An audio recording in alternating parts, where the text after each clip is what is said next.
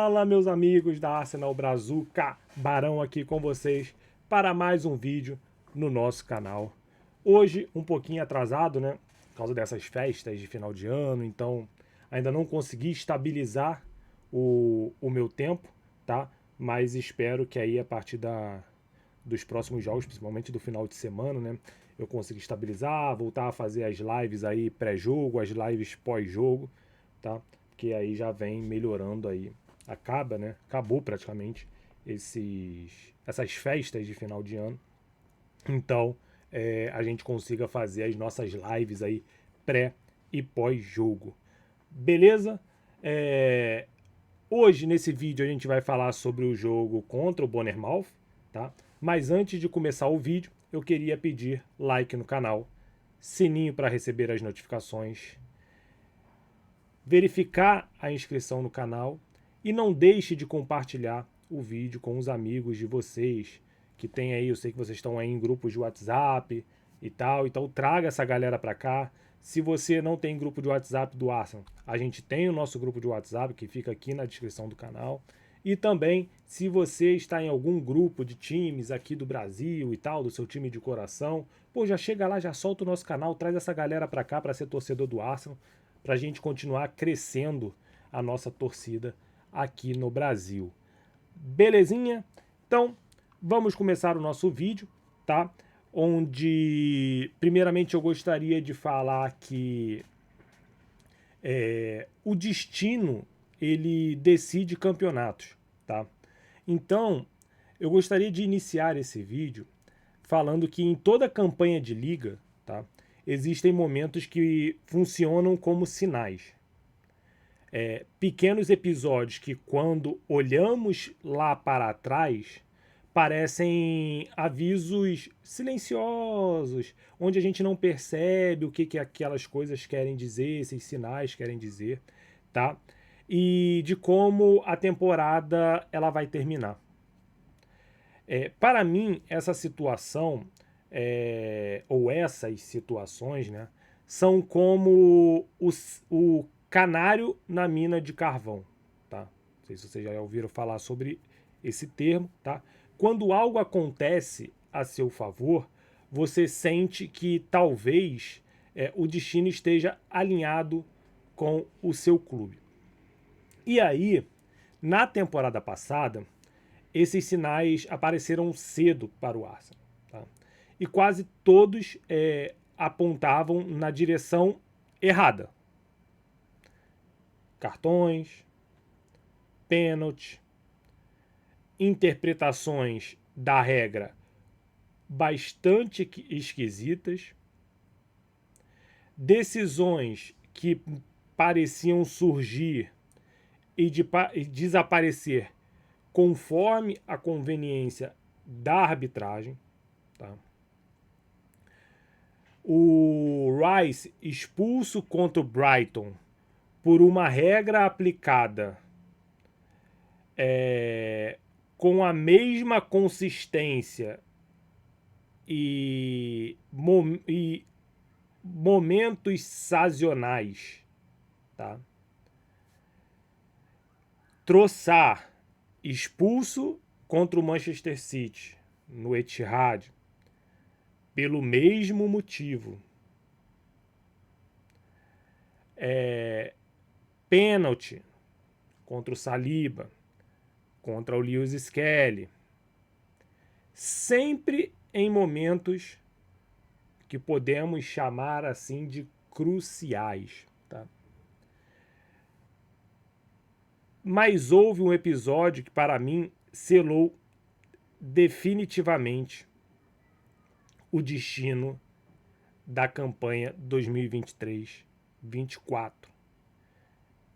E aí a gente vai começar o nosso vídeo de resumo da partida. Eu vou chamar de o trauma de Bournemouth, tá? Onde na temporada passada, tá, quando a gente viajou lá para Bournemouth, tudo deu errado, tá? Em questão de segundos.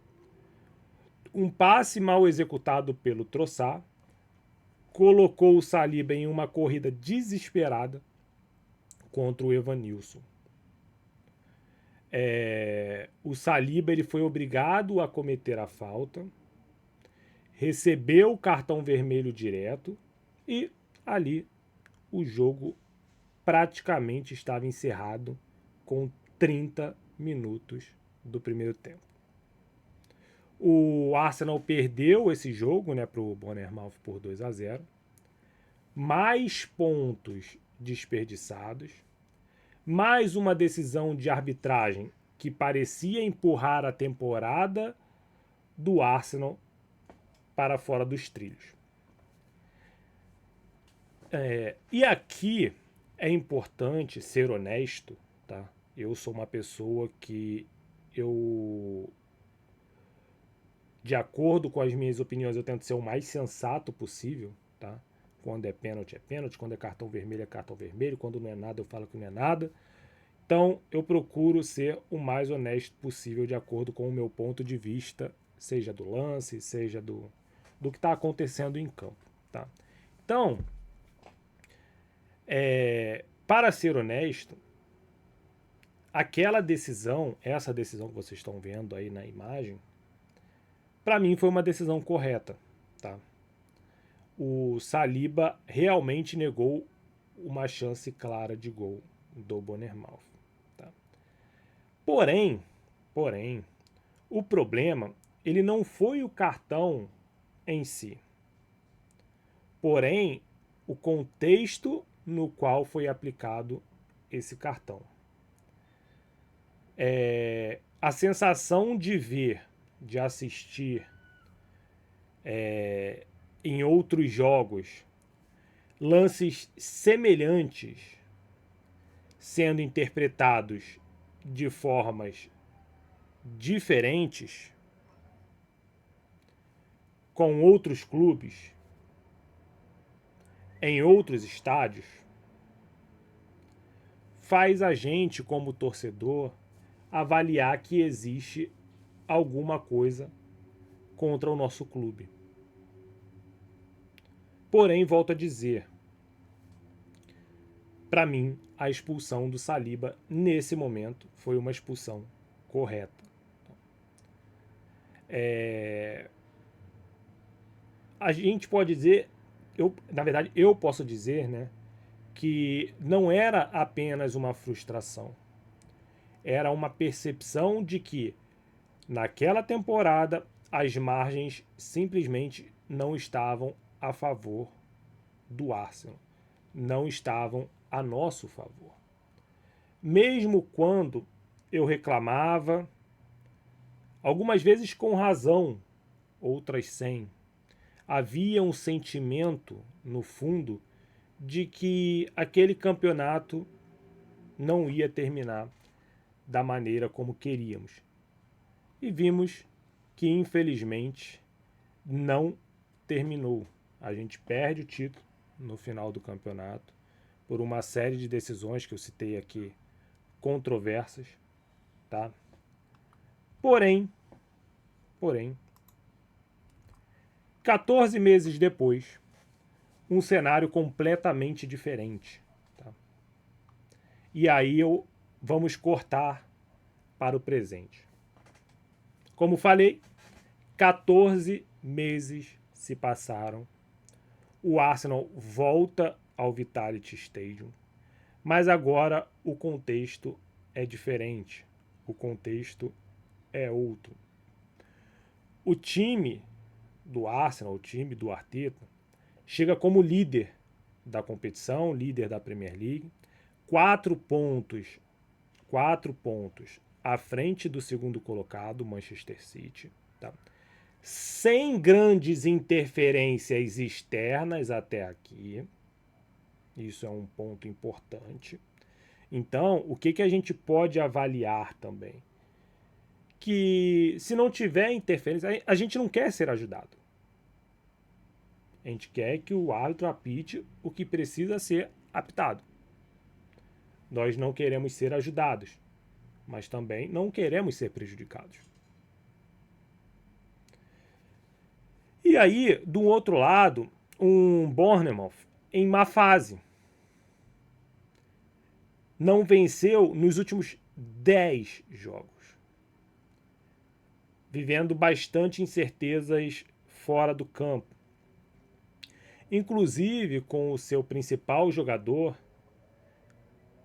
sendo quase transferido para o Manchester City. Está praticamente transferido, né?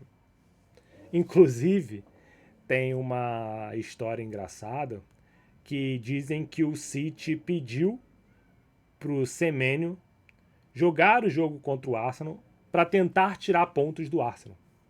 Tá? E eu não duvido de que isso tenha sido acontecido, que esse acordo possa ter acontecido. Só que não deu muito certo. Até porque o Semenyo não jogou nada. Inclusive, podemos dizer que ele merecia ter sido expulso dentro do jogo. Inclusive, podemos dizer que a arbitragem do senhor Chris Kavanagh foi triste. Triste. O Semenyo deveria ter sido expulso, tá? O Semenyo deveria ter sido expulso. E teve um outro jogador que eu não lembro o nome, que também deveria ter sido expulso. É o que segura a perna do Gabriel Jesus, tá? E o Chris Kavanagh não marca nada. Nem falta. E então, queria deixar esse adendo aqui, tá? Mas foi engraçado essa história do Semenyo, tá? E aí tudo indicava o favoritismo.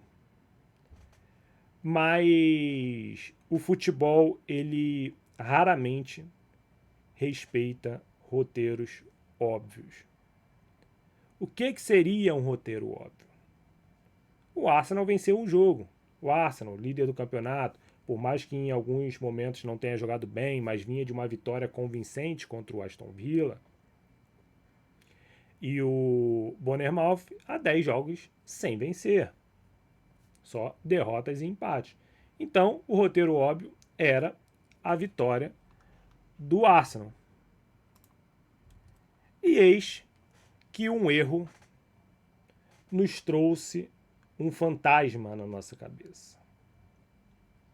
Com apenas 10 minutos de jogo, Gabriel Magalhães, que é um jogador bastante seguro, um defensor bastante seguro, comete o impensável.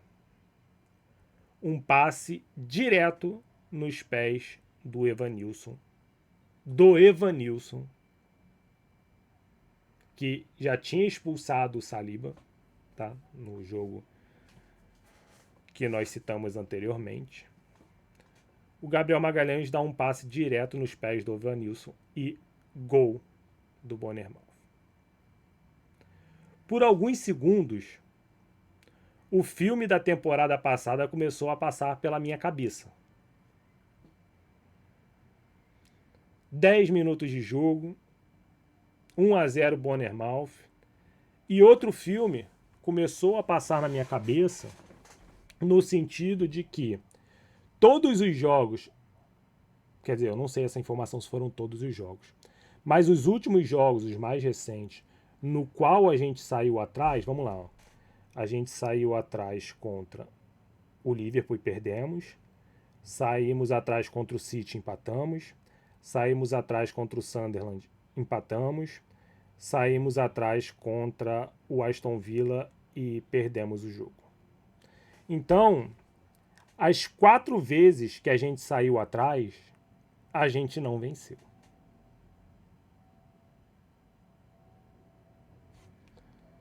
E aí passou esse filme na minha cabeça novamente. A sensação de que a história poderia se repetir. E uma coisa que eu falo sempre para vocês aqui é que o mínimo de erro possível pode custar caro. Então, se você erra o mínimo, pode te custar caro. E o lance é engraçado porque é um lance onde que a bola está controlada com o Gabriel. Então todo mundo meio que estranhou o que, que o Gabriel quis fazer ali. Tudo bem, o Timber estava livre ali na ponta direita, mas não deu para entender o que, que o Gabriel queria fazer ali. Tá? E aí, o Arsenal novamente atrás no placar em Bournemouth. E aí, o peso psicológico daquele estádio faz com que comece a passar várias coisas na nossa cabeça. Mas aí, algo foi diferente dessa vez. A resposta emocional do Arsenal. O Arsenal, ele não entra em pânico com o erro do Gabriel, tá? Não se desorganizou, até porque eram 10 minutos do primeiro tempo. A gente não perdeu a cabeça. E 6 minutos depois, o próprio Gabriel apareceu no segundo pau para empatar a partida. Tá? Um símbolo imediato de resiliência. O erro não definiu o jogo. Poderia ter definido. Mas nesse caso, surgiu como um combustível para, principalmente para o Gabriel, um jogador que se cobra muito, um líder dentro de campo. Com certeza esse erro ele queria se redimir dentro de campo. E ele se redimiu dentro de campo. E, ao mesmo tempo, eu queria falar sobre que jogada do Madueke pelo lado direito ali. Inclusive, os jogadores do Bournemouth ficaram pedindo a saída de bola, mas a bola não chegou nem perto de sair. A bola nem toca na linha para sair. Eles já levantam a mão pedindo a saída da bola. Tá? Então, que jogada do Madueke ali na ponta direita para fazer o lance e chegar até o Gabriel para fazer o gol de empate. E esses belos momentos do Madueke em campo, que vem entrando muito bem, toda vez que a gente precisa dele, ele vem jogando bem, faz com que a gente fique tranquilo em descansar o Saka. Por exemplo, para jogos que a gente vai ter como na quinta-feira, contra um Liverpool, a gente ter um Saka, entre aspas, 100%, porém descansado, é muito importante. Visto que o Liverpool fez um jogo muito difícil contra o Fulham. Um jogo onde que o Liverpool teve que correr bastante o jogo inteiro. E isso desgasta bastante os jogadores. O Liverpool, que tem um elenco curto, não tem um elenco tão grande. Tem as suas lesões para serem tratadas. Então, a gente poder rodar o elenco e esses jogadores que entram poderem dar conta, fazer com que nós vençamos jogos, é muito importante. E aí, com 1-1 no placar, o restante do primeiro tempo foi equilibrado. Tá? Intenso, quase caótico, um jogo que lembrava basquete em certos momentos. Porém, mediante a isso tudo, o Arsenal resistiu até o final do primeiro tempo. E aí entra em cena esse cara. Declan Rice assume o controle da partida. No segundo tempo, alguém decidiu que o jogo precisava de ordem. Esse alguém, Declan Rice. Recuperado de lesão, Rice mostrou o que talvez seja seu maior superpoder, vamos botar assim. A capacidade de olhar para o jogo e dizer com tranquilidade, quase desconcertante: deixa comigo. Os dois gols foram bem semelhantes, tá? Finalizações ali da entrada da área, bem técnicas, com interior do pé, chutes de quem sabe exatamente onde a bola vai entrar.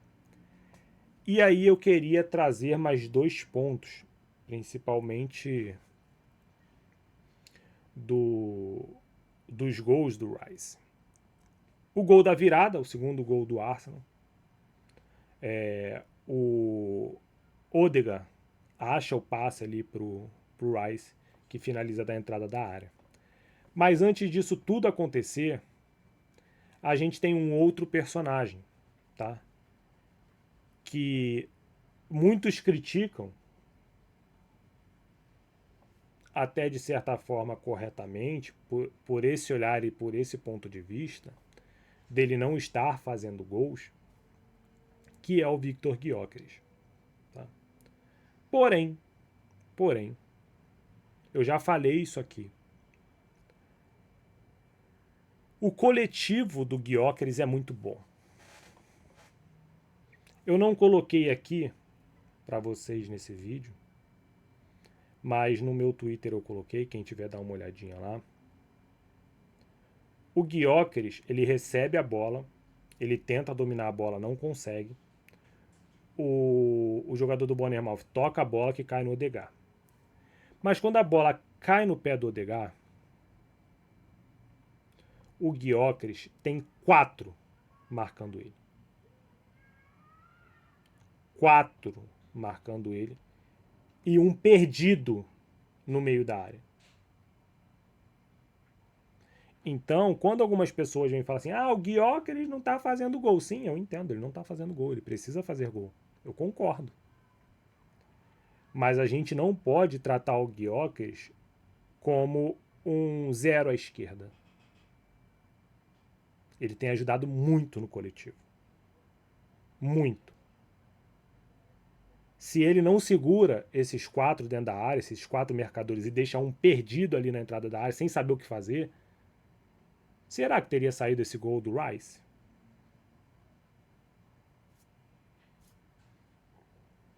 Talvez não.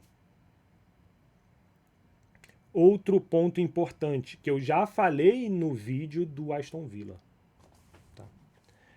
Que é a parte onde o Gyökeres, ele, quando o Arteta substitui ele, sempre entra o Gabriel Jesus para substituir o Gyökeres no jogo, a gente sofre uma pressão absurda do adversário. Então tem esse outro ponto importante em relação ao Gyökeres quando ele está em campo. Ele é um jogador que ele segura muito a marcação do adversário, ele não deixa os zagueiros avançarem. Até porque, se os zagueiros avançam muito, na corrida o Gyökeres vai deixar ele para trás. Vão deixar eles para trás. Então, o treinador adversário, ele sempre monta um time onde o sistema defensivo fica muito preso com o medo do Gyökeres, tá? Porém, quando ele sai, a gente sempre toma a pressão. O adversário sempre fica mais à vontade no jogo. Então esse é um outro ponto importante e positivo em relação quando o Viktor Gyökeres ele está em campo, tá? E aí voltando ali à questão do Rice, desculpa, outro ponto. O terceiro gol, o segundo gol do Rice e o terceiro gol do Arsenal, é outra jogada incrível do Odegaard. O Odegaard, ele tá na ponta direita, ele acha um passe pro Saka, o Saka toca pro Rice e o Rice faz o gol.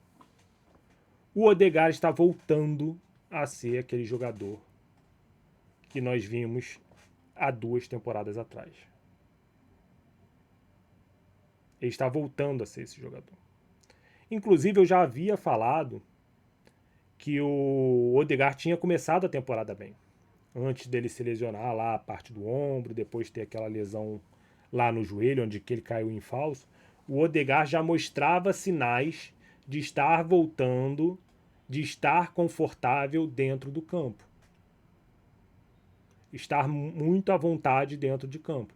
E ele vem mostrando isso jogo a jogo. Contra o Aston Villa ele botou o jogo no bolso. Contra o Bournemouth ele coloca o jogo no bolso também. Ele comanda o meio de campo do Arsenal. E é isso que a gente espera do nosso capitão, do Odegaard. Um cara que, se a gente precisar dele para achar um passe diferenciado, ele vai achar. É disso que a gente precisa. E até nos momentos que ele estava lesionado, eu falei muito disso do Eze. Que o Eze ele tem qualidade no passe. Só que ele precisa de adaptação também. Ele não está acostumado a jogar nesse sistema do Arsenal. São jogadores totalmente diferentes. No Crystal Palace ele estava há quanto tempo lá? Então os jogadores já sabiam onde ele estava, ele já sabia onde estavam os jogadores. Então, eu tenho paciência com o Eze, eu tenho paciência com o Gyökeres. Tenho paciência. Eu acredito que eles vão melhorar bastante. Bastante. Principalmente para a próxima temporada. Mas, por exemplo, o Odegaard já está acostumado com esses jogadores. Então ele já sabe onde cada um vai estar dentro de campo. Ele já sabe onde achar cada jogador dentro de campo. E ele vem fazendo isso jogo a jogo. Então falei aí do Gyökeres, falei do Madueke e falei do Odegaard. Tá? E aí queria voltar no Rice. A atuação do Rice foi muito além dos gols. Tá? Consciência defensiva absurda, cobertura dos espaços, desarmes e liderança. Nem parece que o Rice ficou 2 jogos fora com uma lesão no joelho. Ah, Barão, era só um inchaço. Tudo bem. O cara correu igual um doido.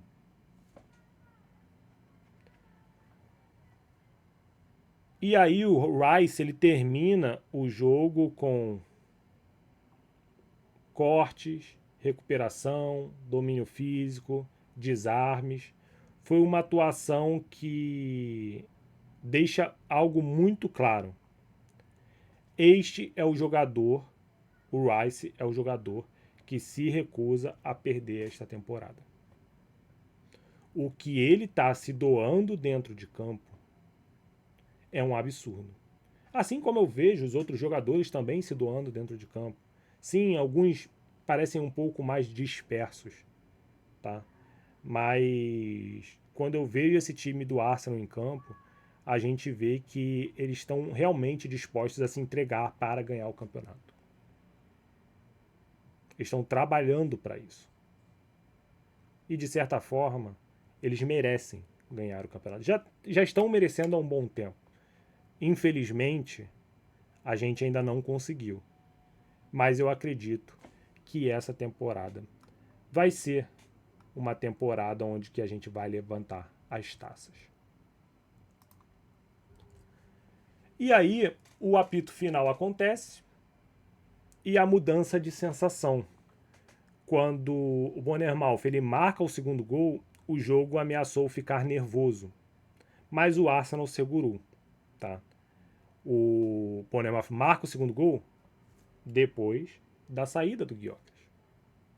Até aí, existia uma certa atividade ali do Bournemouth, mas sem muito perigo. Justamente porque o Gyökeres ele segura muito o sistema defensivo. Tá? E aí, quando o Chris Kavanagh apita o final do jogo, algo foi diferente. Não houve aquela sensação de desgraça, entendeu? iminente. Não houve, tipo, a gente ficar chateado, sabe? Não houve da gente sentir aquele vazio. O que surgiu, pelo menos para mim, foi algo mais perigoso, entendeu? Que é cada jogo que passa, a gente está mais próximo de levantar a taça. É menos uma rodada. Já passamos da metade do campeonato. Eu sei, muitos de nós vamos continuar apreensivos. Isso é normal. Muita gente ainda vai ser pessimista. Isso é normal. Ainda mais para aqueles que nunca viram. Eu vi o Arsenal levantar uma Premier League, a última inclusive. Eu vi o Arsenal levantar as FA Cups. Infelizmente, eu vi o Arsenal perder aquele jogo para o Barcelona. Tá? Mas eu vi o Arsenal competitivo, vamos botar assim. Aquele Arsenal que disputava. Perder faz parte. Perder faz parte. Mas perder competindo, pelo menos ainda te dá uma tranquilidade. Tipo, pô, a gente perdeu, mas pô, a gente competiu, cara. Pior quando você perde sem competir. Exemplo, a a eu tô com o Eurocopa na cabeça. Enfim, aquele campeonato que a gente perdeu pro Chelsea. Ali a gente perdeu sem competir.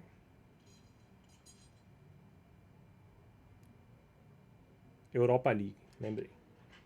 UEFA Europa League. Ali a gente perdeu sem competir. A gente não competiu aquele jogo. A gente simplesmente foi dominado pelo Chelsea. Então, é uma sensação quente, difícil de explicar, quase supersticiosa, como eu falei para vocês, né? Eu entendo quem tá meio com o pé atrás. Porém, aquela impressão de que talvez, só talvez, o destino esteja finalmente mudando de lado. Eu venho aqui, faço os vídeos para vocês, faço as lives. Vocês não me veem estressado, estou bem tranquilo, porque eu acredito no projeto do Arteta. Muitas vezes as pessoas falam que eu passo pano pro Arteta. Mas quem viu as últimas temporadas do Wenger, o Unai Emery, por mais que ele venha fazendo um bom trabalho no Aston Villa, ele não conseguiu implementar o sistema de trabalho dele no Arsenal. Claro que o Arsenal tinha muitos problemas internos, tá? A gente não pode negar isso. Porém, o Arteta, ele muda o rumo do Arsenal. E não é só futebolisticamente, é institucional. É isso que a gente precisa entender, porque às vezes a gente só vê o campo e bola, na gíria do futebol, né? Mas o Arteta, ele muda um negócio institucional. Eu queria até puxar um parêntese aqui, que hoje saiu uma notícia do Telegraph sobre o Edu Gaspar. Tá? Eu ainda quero fazer um vídeo sobre o Edu Gaspar. Ainda quero. Só preciso buscar, puxar as informações, tudo. Dá trabalho. Por isso que eu peço para vocês, like no canal aí, sininho para receber notificações. Porque dá trabalho fazer isso aqui. Então eu preciso que vocês me ajudem. E aí hoje saiu pelo Telegraph que o Edu Gaspar tá na corda bamba. Eu, em algumas lives, eu falei que eu não gostava do Edu Gaspar. O Edu Gaspar, ele é paneleiro. Ele é um cara que ele tinha muito apreço pelo que é Jurabichian. Trazia, trazia alguns, né? Bastante não, mas trazia alguns jogadores do que é Jurabichian pro Arsenal. E às vezes o Arteta pedia alguns jogadores para ele e ele não trazia. Vide Merino. Ele falou que o Merino era velho, não servia para o Arsenal. E aí não servia para o Arsenal, mas ao mesmo tempo não trouxe ninguém. O Arsenal talvez precisando de um atacante ali, com o Havertz lesionado, e ele entrega o Sterling pro Arteta. E eu falei para vocês, essa foi a gota d'água. O Sterling foi a gota d'água. Porque o Edu ele não conseguiu trazer o Chesco, e aí ele entrega o Sterling para o Arteta. Ali o Arteta ganha muita força e o Edu cai bastante no conceito. E aí, a partir dali, o Edu ele começa a procurar novos ares para ele. Até que ele achou um cara que tem sua índole meia duvidosa, tá? Que é o senhor Evangelos Marinax, dono do Olympiacos, dono do Nottingham Forest. E aí o Edu conseguiu fazer tudo que ele tentou fazer no Arsenal e não conseguiu, graças a todo mundo que critica aqui, ó, graças ao Arteta. O Arteta não deixou que isso acontecesse. E aí o que ele fez? Ele achou um bobo que ia aceitar tudo que ele ia fazer. Ele trouxe um monte de jogador. O Nottingham Forest tinha ido para uma competição europeia e ele joga todo o projeto construído pelo Nottingham Forest no lixo. No lixo. Inclusive, deixa eu ver um negócio aqui importante. Rapidamente. E aí ele joga esse projeto do Nottingham Forest no lixo justamente por ego. Ele já chega demitindo o Nuno Espírito Santo, que era o treinador que levou os caras para a competição europeia. Hoje, o Nottingham Forest tem 18 pontos e é o 17º colocado. Graças ao grande projeto do Edu Gaspar. Então, quando eu falei que o Edu Gaspar não era aquele super diretor que muita gente achava que ele era, muitos criticaram. E falaram, não, Barão, você está errado. E parece que eu não estava errado. E aí agora eu gostaria de falar, fechando parêntese, né? Falar de análise individual de alguns jogadores nesse vídeo. Tá? Começando pelo Rice, tá? Que foi simplesmente espetacular no jogo. 2 gols, liderança, intensidade, um meio-campista completo, capaz de decidir os jogos grandes e pequenos. Ele não apenas jogou bem, ele impôs a sua vontade, colocou o jogo no bolso. E a gente, com medo dele estar em campo, porque ele tinha voltado de lesão e tal, a gente fica com aquele negócio, tem que poupar o jogador e tal, então... Ótima partida do Declan Rice, inclusive Man of the Match do jogo. Outro que eu gostaria de falar, Martin Odegaard, nosso capitão, o cérebro do time. O Odegaard ele segue uma sequência incrível de jogos. Assistências, controle do ritmo, inteligência espacial, inteligência do espaço, conhece o espaço que ele está jogando, conhece onde ele vai dar o passe. Tá? E aí aquilo que eu falei, o passe dele no terceiro gol, tá? Resume tudo. O peso que ele coloca na bola é perfeito, o tempo também é perfeito e a decisão também é perfeita. Foi tudo perfeito o que o Odegaard fez no terceiro gol. Além disso, ele foi fundamental para desacelerar o jogo e impedir que a partida virasse um caos. Isso é uma outra característica que o Odegaard tem e ele faz muito bem. É desacelerar o jogo. Ele sabe controlar muito bem a partida. Então a bola chega no pé dele, ele para, ele pensa, ele raciocina, ele tira a aceleração do jogo, que às vezes o adversário ele quer que o jogo se mantenha acelerado.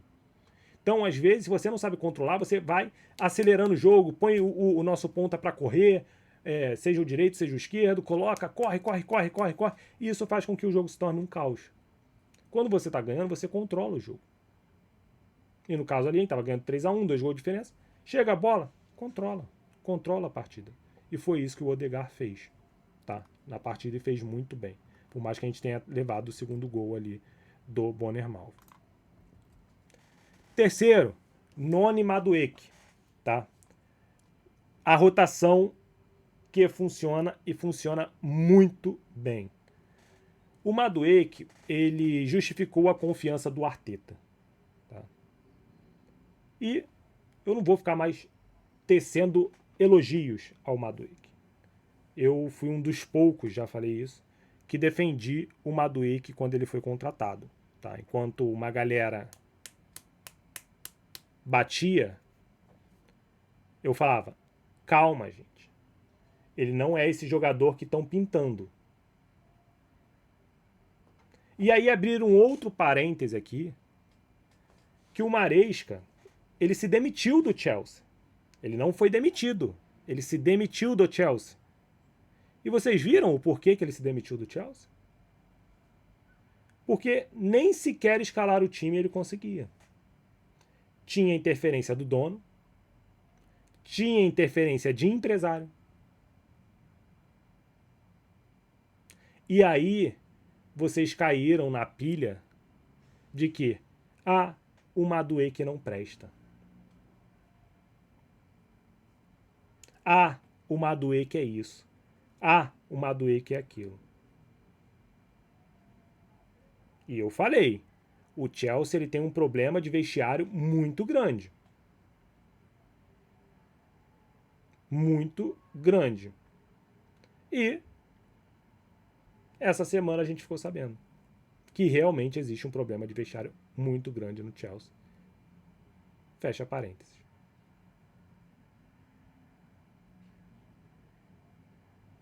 Eu já falei isso aqui uma vez, e até um vídeo do Thiago Leifert que eu gosto bastante, tá? Que ele fala que existe uma pesquisa e aí eles vão testar o cérebro humano, tá? E aí vem um cientista e aí tem uma pessoa, tá? Uma pessoa qualquer, tá? Para fazer o teste e mais 3 cientistas. Mais 3 cientistas do lado que sabem da história. Entendeu? Sabem do caso do cara que vai ser testado. Eles estavam querendo testar esse cara. E aí ele mostra uma imagem. Tá? Eu não me lembro qual era o bicho. Não sei se era um leão. Enfim, era um bicho. Um animal. Tá? E aí ele pergunta pro primeiro: o que você tá vendo aqui? Aí o primeiro fala: eu vejo um elefante. E aí ele passa pro segundo: o que você tá vendo aqui?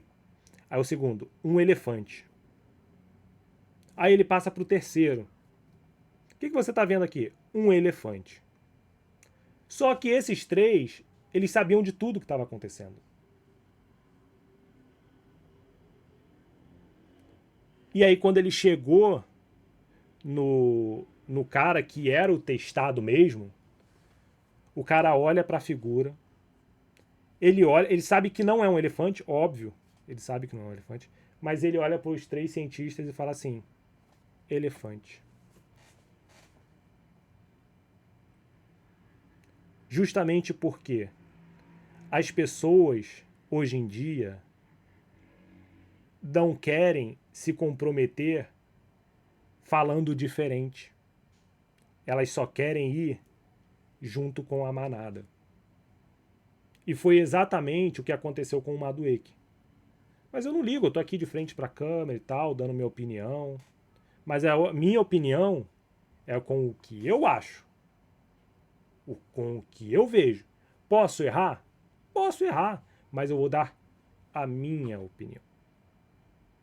Não vai ser nenhuma pessoa que vai chegar e vai falar assim: Barão, é elefante. Não, eu vou falar lá que é a vaca, sei lá. Não, eu tô vendo a vaca. Mesmo que todo mundo fale que é elefante. Se eu olhar o papel e for uma vaca, eu vou falar que é uma vaca.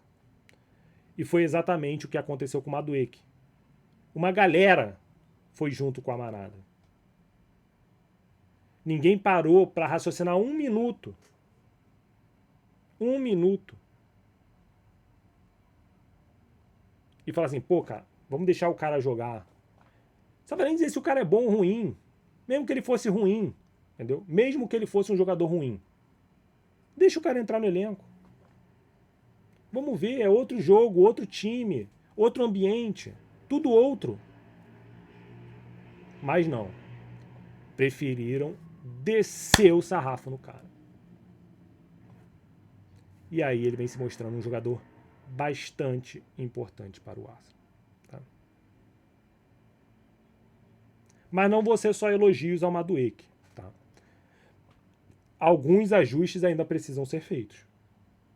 Tá? Principalmente alguns ajustes defensivos ali. Tá? Mas, por exemplo, ficou claro que ele pode ser uma peça importante demais ao longo da temporada. Pode ser não, ele já é importante nessa temporada. Ele já se mostrou importante substituindo o Saka.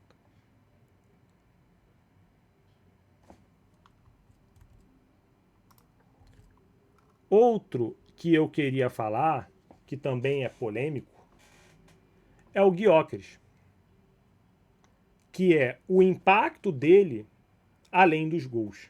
Tá? Gyökeres, ele não marcou, verdade. Mas ele trabalhou. Prendeu os zagueiros. Abriu espaço. Ajudou defensivamente.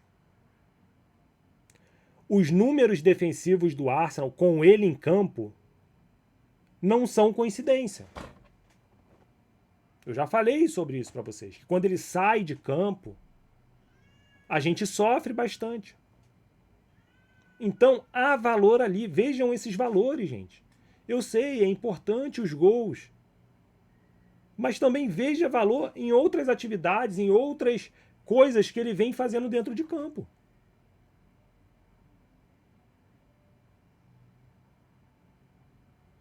Ele não precisa ser 100% o protagonista do jogo. Ele pode ser um coadjuvante. Ele vem sendo um coadjuvante importante. Ele vem ajudando bastante o nosso time. Como eu falei para vocês, no segundo gol ele segura 4 e deixa um perdido.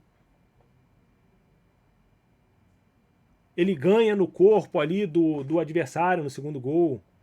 Aí o zagueiro se estica todo, consegue dar um toque na bola, cai no pé do Odegaard, que gera o gol. Então o Gyökeres, ele tem sua importância dentro do jogo. Até por isso o Arteta mantém ele de titular. Justamente por causa dessa importância coletiva que ele tem dentro do jogo. Enquanto muitas pessoas só veem o gol, o Arteta vê o todo. Enquanto as pessoas estão vendo o micro, o Arteta está vendo o macro. E isso faz diferença dentro do jogo. A gente não pode ver só o micro. Nós precisamos ver o macro.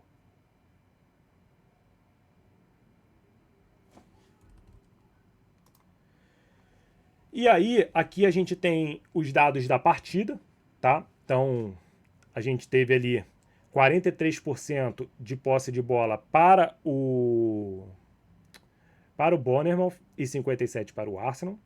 Foi um dos poucos jogos onde o Arsenal teve menos expected goals, tá? Foi esse contra o Bournemouth. O Bournemouth teve mais, 1,43 contra 1,13 do Arsenal. Tá?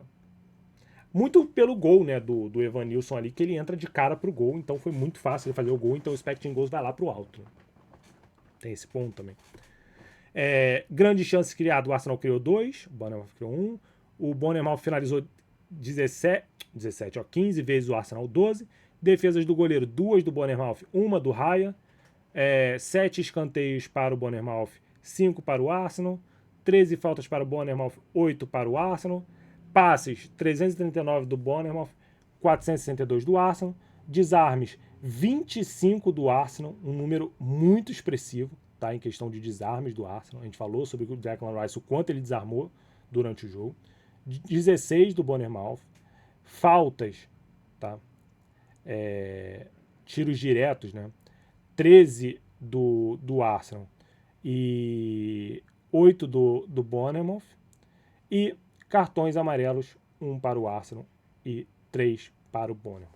O jogo ficou bastante controlado, como vocês podem ver no mapa aqui, pelo meio-campo. A bola ficou bastante ali, ficou 43% ali no meio-campo, 29% no campo do Arsenal e 28% no campo do Bournemouth. Tá? E, antes de finalizar, falar sobre a partida, sobre a rodada, tá? Então, o primeiro jogo foi do Aston Villa, 3-1 no Nottingham Forest, tá? O Aston Villa que volta a vencer depois de perder de 4-1 para o Arsenal. O Arsenal venceu, né, o Bournemouth por 3-2 no sábado, o último jogo do sábado, e no domingo a gente teve o empate do Liverpool aqui, né, que se eu não me engano é o quarto colocado, contra o Fulham. É o nosso próximo adversário, um clássico contra o Liverpool. Eu falei para vocês, foi um jogo muito... Eu assisti o jogo, tá? Foi um jogo muito desgastante para o Liverpool. Então, pode ser que eles entrem bastante cansados contra a gente, tá? Outro jogo que eu assisti também foi Manchester City e Chelsea, tá? Um jogo bastante desgastante para os dois, tá? O City poderia ter matado o jogo no primeiro tempo, não matou. E a famosa frase do Muricy Ramalho, a bola pune. E aí, aos 48, 49, o Enzo Fernandes vai e empata. Ótimo resultado para a gente.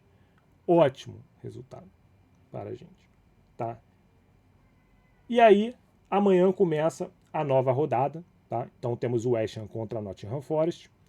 Na quarta-feira temos bastante jogos, então a gente joga na quinta-feira contra o Liverpool, já sabendo o resultado de todo mundo. De todo mundo. O Manchester City pega o Brighton. Sem praticamente sistema defensivo. O Gvardiol se machucou, tá fora da temporada. O Rúben Dias ainda não se sabe o que aconteceu com ele. Tá? Então ele só tem o Ake e o Kurzanov, que é o nome do outro. Só tem os dois. Tá? Parece que eles já mandaram voltar um jogador da base dele, estava no Watford. E surgiu a possibilidade, claro que ia surgir essa notícia, eu inclusive falei depois do jogo, eu falei, não duvidem do City fazer uma proposta pelo Marc Guéhi. Não deu outra. O Manchester City está sondando o Guéhi. Tá? Então pode ser aí bem provável que o Manchester City vá ao mercado para contratar zagueiro. E a gente sabe que o Manchester City gasta e gasta e gasta quando precisa. Tá?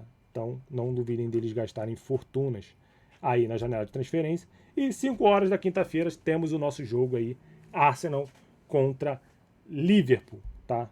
Como eu falei para vocês, jogo em casa, inegociável, precisamos sair com os 3 pontos.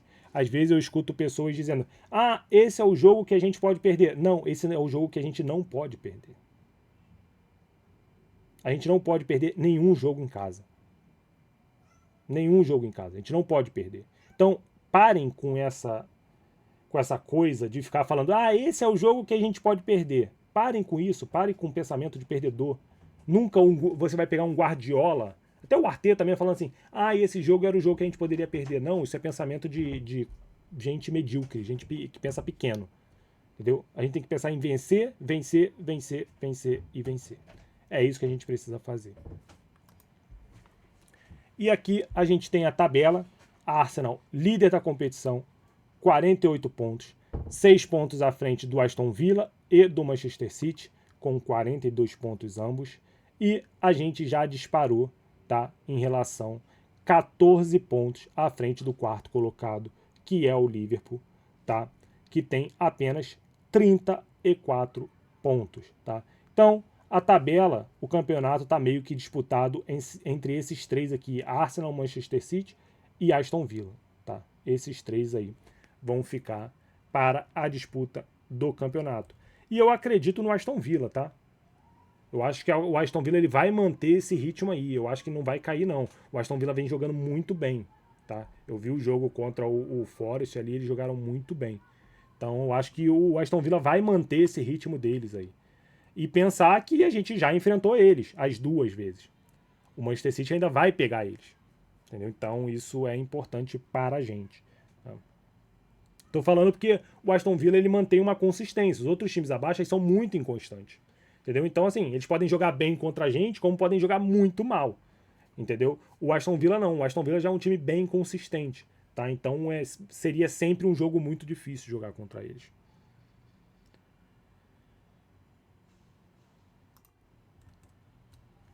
E aí, para encerrar esse vídeo, tá? Agradecer a todos aí que ficaram aí até o final para assistir o nosso vídeo. Não esqueça de dar o like no canal, sininho para receber as notificações, verificar a inscrição no canal e compartilhar esse vídeo com o máximo de pessoas possível, tá?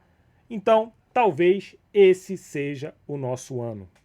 O Arsenal saiu de Bournemouth não apenas com os 3 pontos, saiu com algo mais valioso, a convicção. Convicção de que erros não definem mais o time. Tá? Convicção de que há líderes prontos para assumir a responsabilidade. Gabriel Magalhães, Odegaard, Saka, Merino, Rice. Convicção de que talvez, depois de tantos anos, o destino esteja finalmente disposto a colaborar conosco. Não só o destino, né? Não vou colocar só o destino, porque a gente vem jogando bastante bem, a gente vem jogando um futebol muito bonito. Claro, tem alguns jogos ali que a gente tem dificuldades, mas isso é normal. Os times sempre oscilam. Sempre, sempre. Então, tem jogos que a gente vai sofrer para ganhar o jogo. Isso faz parte do futebol, tá? Então, talvez este seja o nosso ano, e eu acredito que seja o nosso ano. E talvez, só talvez, aquele cenário esteja finalmente. Cenário não, né? Eu falei lá no. Falei cenário, nossa. Queria falar canário, que eu falei lá no início do carvão. Talvez o canário esteja finalmente cantando para nós. Beleza, galera? Então é isso. Mais uma vez, obrigado por tudo aí. Vamos para mais um ano aí de Arsenal acompanhando o nosso clube, tá? Então, mais uma vez, obrigado e fui!